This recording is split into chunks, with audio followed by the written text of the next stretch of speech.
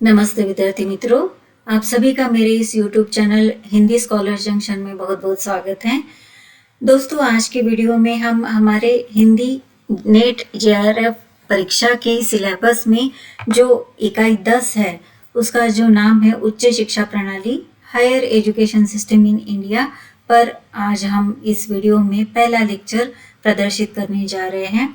यह जो है आज का वीडियो इंट्रोडक्टरी तौर पर है, यानी कि इसमें बेसिक जानकारी बताई जा रही है कि उच्च शिक्षा प्रणाली की शुरुआत भारत देश में किस प्रकार से हुई है। इस वीडियो की शुरुआत करने से पहले थोड़ा आपको बता दूं कि शिक्षा क्या होती है। जीवन में शिक्षा का अनन्य साधारण महत्व होता है। यह व्यक्ति के ज्ञान, कौशल और चरित्र में विकास में बहुत महत्वपूर्ण भूमिका निभाती है। ज्ञान से मनुष्य में आत्मविश्वास आता है। समाज में वह अपना एक विशिष्ट स्थान बनाने में ज्ञान के माध्यम से ही बना पाता है, अचीव कर सकता है। तो आइए देखते हैं कि हमारे भारत देश में इस ज्ञान की शुरुआत कब और कैसे हुई। तो आइए वीडियो में आगे बढ़ते हैं।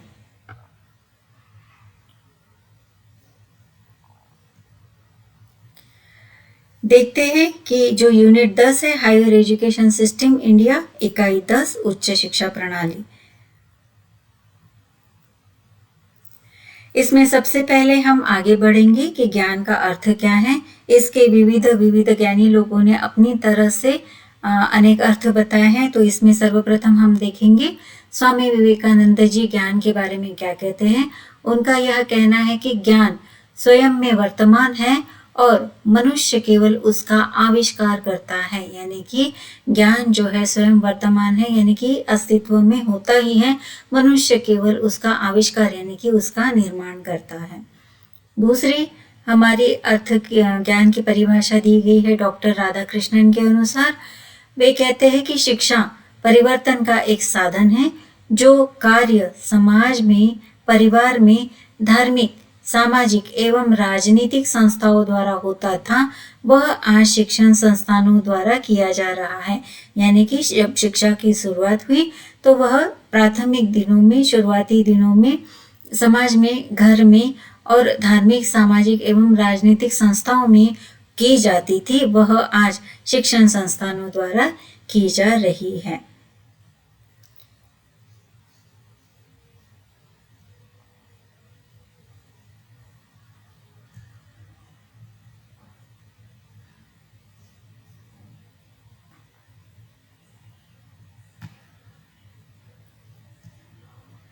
शिक्षा का मुख्य उद्देश्य देखते हैं कि शिक्षा का मुख्य उद्देश्य ज्ञान और कौशल अर्जित करना, विद्यार्थियों के व्यवहार में बदलाव लाना, विद्यार्थियों के व्यक्तित्व में सर्वांगीण विकास करना, उनमें स्वस्थ दृष्टिकोण और अच्छे संस्कार सम्मिलित करना। यानी कि शिक्षा ज्ञान प्राप्त करने के पीछे एकमात्र उद्देश्य यह होता है कि ज्ञान और कौशल अर्जित करना, जिसके माध्यम से व्यक्ति अपना विकास कर सके।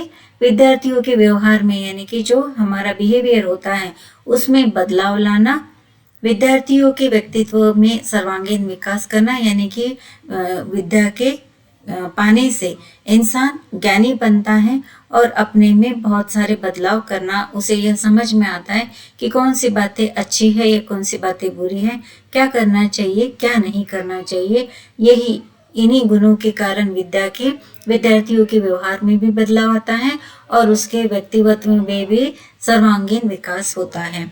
उनके स्वस्थ दृष्टिकोण और अच्छे संस्कार सम्मिलित होते हैं, यानी कि जो भी विद्या को ग्रहण करता है उनका जो दृष्टिकोण है जीवन की ओर देखने का, वह अच्छा बन जाता है और उनमें संस्कार भी बढ़ने लगते हैं। आगे प्राचीन भारत में शिक्षा की नींव ख्रिस्त पूर्व 3रे शतक के आसपास धार्मिक और पारंपरिक घटकों के साथ शुरू हुई। यानी कि वास्तविक तौर से अगर देखा जाए तो भारत में जो शिक्षा की नींव यानी कि शुरुआत हुई वह 3रे दशक से हुई है। भारत में तब औपचारिक और अनौपचारिक दोनों पद्धति से शिक्षा दी जाती थी। औपचारिक यानी कि गुरु का सम्मान करना, बड़ों के सम्मान करना, किस प्रकार से शिष्टाचार व्यक्ति में रहना चाहिए, और अनौपचारिक यानी कि घरों में और हमारे आसपास के परिसर में जो भी बड़ों द्वारा छोटों को शिक्षा दी जाती थी वह अनौपचारिक पद्धति से दी जाती थी, यानी कि बच्चे जो है अपने घर में ही बड़ों का अनुकरण करके देख देख के सीखते हैं। इस तरह की जो शिक्षा होती थी वह अनौपचारिक पद्धति से होती थी। यह शिक्षा घरों, मंदिरों, पाठशाला, टोल, चतुष्पति और गुरुकुल में प्रदान की जाती थी। अधिगम के 4 स्तंभ, यानी कि शिक्षा के 4 स्तंभ यहाँ पर बताए हैं। पहला स्तंभ है जानकारी के लिए सीखना, दूसरा है कुछ करने के लिए सीखना, तीसरा है कुछ बनने के लिए सीखना और चौथा है साथ रहने के लिए सीखना। यानी कि जो भी विद्यार्थी है शिक्षा को पाना चाहता है तो उसके पीछे उसका उद्देश्य जरूर ये होगा कि वह किसी ना किसी प्रकार की जानकारी हासिल करना चाहता है या कुछ करने के लिए, जीवन में कुछ करना है, कोई काम उसे बनाना है तो उसे सीखने के लिए, या फिर कुछ बनने के लिए कि यदि उसे कोई इंजीनियर बनना है, डॉक्टर बनना है, कोई भी जो जीवन में बनना चाहता है वह कुछ सीखने के लिए या बनने के लिए सीखना, या फिर साथ रहने के लिए सीखना। यानी कि जो हमारा समाज है उसमें एक दूसरे के साथ अगर आगे कदम बढ़ाकर चलना है तो हमें शिक्षा प्राप्त करना या ज्ञानी होना बहुत जरूरी है। और शिक्षा जब जब इंसान के साथ चलती है तो इंसान का अपने जीवन में सीखना और कामयाब होना यह आवश्यक ही बन जाता है। शिक्षा कभी भी व्यर्थ नहीं होती है। अभी देखिए औपचारिक शिक्षा प्रणाली, यानी कि formal education system in India. शिक्षा के अधिकार को संयुक्त राष्ट्र संघ द्वारा मौलिक अधिकार के रूप में प्राप्त मान्यता दी गई। भारतीय संविधान के अनुच्छेद 45 में यह स्पष्ट रूप से निर्देश है कि सार्वभौमिक, निशुल्क और अनिवार्य शिक्षा प्रदान करना यह केंद्र सरकार और राज्य सरकार दोनों राज्यों का संयुक्त उत्तरदायित्व है। यानी कि हमारे संविधान के अनुच्छेद 45 में यह स्पष्ट रूप से केंद्र सरकार और राज्य सरकार दोनों ही सरकारों को यह बाधित किया गया है, निर्देश है कि वह सार्वभौमिक तरीके से, यानी कि पूरे भारत देश में उम्र के 6 साल से लेकर 14 साल तक की हर एक विद्यार्थियों को निशुल्क और अनिवार्य शिक्षा प्रदान करनी चाहिए। यह जो उत्तरदायित्व है दोनों भी सरकारें, यानी कि केंद्र सरकार और राज्य सरकार दोनों के लिए भी बंधनकारक है। आगे बताया गया है कि भारत में जो सार्वभौमिक शिक्षा निशुल्क और अनिवार्य शिक्षा के रूप में दी गई है, अतः जीवन के सभी चरणों उद्देश्य एक समान नहीं हो सकते। यानी कि हमने जो भी शिक्षा के 4 चरण देखे उसका उद्देश्य सबके लिए समान नहीं हो सकता है। इसीलिए प्राथमिक, माध्यमिक और तृतीयक शिक्षा के उद्देश्यों में छात्रों की आयु, परिपक्वता, अनुभव, उनके शारीरिक, मानसिक और भावनात्मक विकास में भिन्नता होना स्वाभाविक है।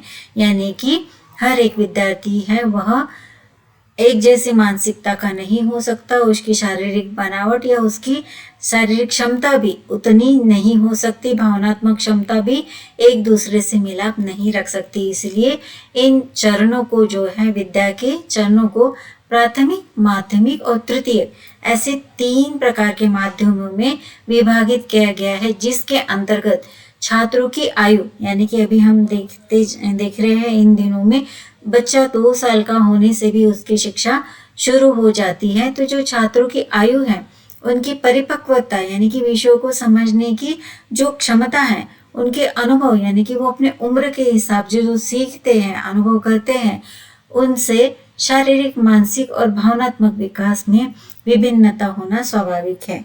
इसलिए औपचारिक शिक्षा प्रणाली में प्राथमिक, माध्यमिक और तृतीयक शिक्षा का वर्गीकरण किया गया है।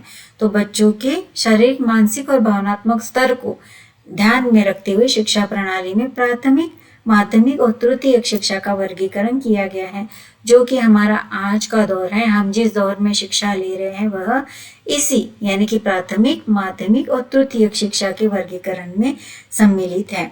और यह जो उच्च शिक्षा है यह तृतीयक शिक्षा के अंतर्गत आती है। यानी कि उच्च शिक्षा, यानी कि हायर एजुकेशन जो है यह तृतीय शिक्षा के अंतर्गत आती है।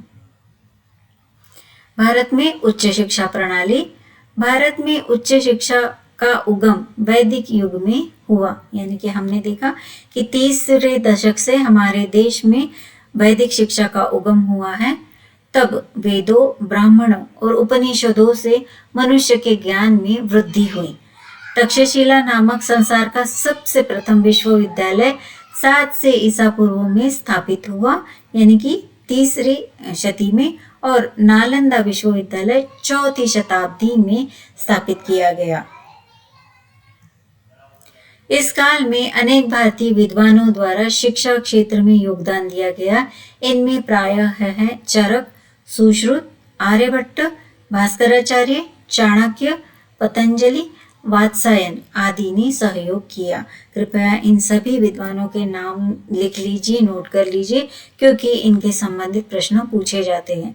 आगे देखते हैं कि इन विद्वानों द्वारा कौन कौन से विषय सिखाए जाते थे। तो इन विद्वानों द्वारा प्रायः गणित, खगोल विज्ञान, भौतिक विज्ञान, रसायन विज्ञान, चिकित्सा विज्ञान, वास्तुकला, ललित कला, यांत्रिक प्रौद्योगिकी यानी कि जो तांत्रिक शिक्षा है वह जैसे क्षेत्रों में ज्ञान के उद्गम और वृद्धि में योगदान दिया। तो ये सभी जो विद्वान हैं उस काल में इस तरह के विषय, जो कि हमारे आज के, जब हमने विज्ञान ने इतनी सारी प्रगति कर ली है, आज हमारे पास इंटरनेट है, तो उस जमाने में यह सब नहीं हुआ करता था, पर मात्र इन विषयों से ही हमारी शिक्षा की शुरुआत हुई है। आगे देखते हैं प्राचीन भारत में शिक्षा प्रणाली, यानी कि हमारी जो शिक्षा है के महत्व और उपयोगिता प्राचीन शिक्षा के वर्णित गुणों पर निर्धारित है। यानी कि आज भी जो हम शिक्षा ग्रहण कर रहे हैं इसका जो महत्व है हमारे प्राचीन शिक्षा के वर्णित गुणों में ही, यानी कि यह पीढ़ी दर पीढ़ी चलती आ रही है। जैसे कि शुरुआती दौर में होती थी, उसी में थोड़े बहुत, यानी कि आज के सामाजिक स्तर को देखते हुए, उसका बदलाव देखते हुए थोड़ा बहुत ही परिवर्तन हमें देखा जा सकता है, पर जो शिक्षा का अनुकरण हम कर रहे हैं वे हमारे वेदों से ही चला आ रहा है। हमारी सभ्यता की सर्वाधिक रोचक तथा महत्वपूर्ण सभ्यता है, तभी इसे सीखने के लिए देश विदेश के छात्रों ने हमारे विश्वविद्यालयों में प्रवेश लिया था। यानी कि भारत की जो सभ्यता है वह सबसे महत्वपूर्ण और विश्व में विख्यात थी। इसीलिए इस विद्या को देखते हुए, इसका महत्व देखते हुए देश विदेश के छात्र भी हमारे विश्वविद्यालय में प्रवेश लिया करते थे। भारतीय शिक्षा व्यवस्था में दर्शनवाद, संस्कृति, मतवाद, समाज एक ही बिंदु पर टिके हुए हैं, जबकि पाश्चात्य व्यवस्था में इन दर्शनवाद, संस्कृति में और जो मतवाद है इनमें पाश्चात्य संस्कृति के अंतर्गत अंतर दिखाई देता है। ज्ञान मनुष्य का तीसरा नेत्र है। शिक्षा या ज्ञान को सदैव मोक्ष का मार्ग माना गया है। आगे देखते हैं, ज्ञान को प्राप्त करने के लिए दो प्रकार बताए गए हैं, जिसमें एक है परा और दूसरा है अपरा। जो परा है इसमें यह बताया गया है कि यह जो परा है यह ज्ञान हमें वेदों से प्राप्त होता है। इसमें उच्चतर और आध्यात्मिक इन दोनों तरह का ज्ञान हमें प्राप्त होता है। दूसरा जो है अपरा, जो हमें जीवन से मिलाता है, यानी कि हमें डायरेक्टली हमारे जीवन में जो सत्यता है उसके साथ हमें सम्मिलित करता है। इसमें निम्न और धर्मनिरपेक्ष विज्ञान होता है, यानी कि इसमें जो गुरु द्वारा दिया गया जो ज्ञान है उससे निम्न और धर्मनिरपेक्ष, यानी कि सभी प्रकार के लोगों के लिए एक समान, यानी कि इसमें कोई भी भेद नहीं होता है, सबके लिए ज्ञान जो है एक समान दिया जाता है। आगे देखते हैं, प्राचीन शिक्षा प्रक्रिया के 3 चरण बताए गए हैं। उसमें पहला चरण है श्रवण। श्रवण का अर्थ होता है श्रुति, यानी कि सुनना। इसके द्वारा ज्ञान प्राप्त करने की अवस्था, यह पहला चरण है। दूसरा है मनन करना, यानी कि गुरु द्वारा जो बातें कक्षा में बताई गई हैं उनका ठीक से श्रवण करना, उसका विश्लेषण करना, यानी कि उसे तरह तरह से सोच कर देखना, उन पाठों को आत्मसात करना और सोची गई बातों को अपने जीवन में वास्तविकता में स्वीकार करना, वैसे ही चलना जैसे कि उन पाठों में हमें बातें बताई गई हैं, और अपने स्वयं के निष्कर्ष बनाना, और उसकी जो बातें गुरु द्वारा बताई गई हैं उनको आत्मसात करके, उनका विश्लेषण करके, उनके द्वारा स्वयं के निष्कर्ष बनाना यानी अपने मत बनाना। तीसरा है निधिध्यासन यानी कि सत्य की समझ और उसे वास्तविक जीवन में लागू करना। यानी कि शिक्षा के स्तरों में ये जो 3 चरण बताए गए हैं, इनमें से जो है श्रवण यानी कि गुरु द्वारा बताई गई बात जब शिष्य ठीक से सुनता है और उसका मनन चिंतन करता है, उसका विश्लेषण करता है, उसे अपने जीवन में आत्मसात करके कुछ निष्कर्ष बनाता है, उसके सिवा इस विद्या में कोई अर्थ नहीं है। अगर कोई इस विद्या को प्राप्त करता है, उसका मनन और चिंतन होना बहुत जरूरी है।